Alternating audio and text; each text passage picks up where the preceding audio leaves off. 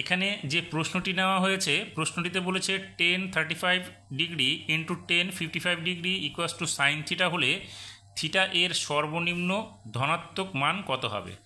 তাহলে আমরা এই অংশটুকু নিয়ে নিলাম, সেটা কি ten 35 degree into ten 55 degree equals to sine theta. এখান থেকে আমরা থিটার মানটা বের করব, বা এখানে 35 আর 55 যে কোনো একটা মানকে আমরা পরিবর্তন করব এবং একই মানে নিয়ে আসবো। তাহলে আমরা প্রথমটা রেখে দ্বিতীয় মানটাকে পরিবর্তন করছি।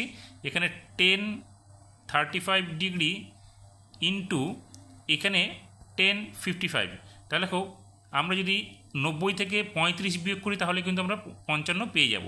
তার মানে এখানে কী হবে, টেন 90 ডিগ্রি মাইনাস 35 ডিগ্রি করলে কিন্তু আমরা 55 পেয়ে যাব, ইকুয়াস টু কি সাইন থিটা।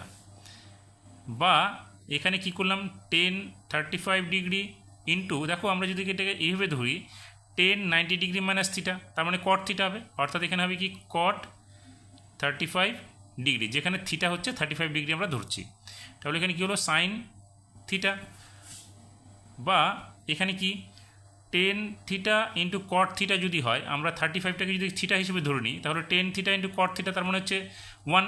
তাহলে এখানে আমরা লিখব কি 1 ইকুয়াস টু সাইন থিটা। এবার সাইন থিটার মান 1 কখন হবে, সাইন 90 ডিগ্রির সময়।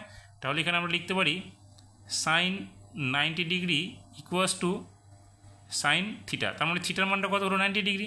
তাহলে আমরা লিখব সুতরাং থিটা ইকুয়াস টু 90 ডিগ্রি। এটাই হচ্ছে থিটার সর্বনিম্ন ধনাত্মক মান।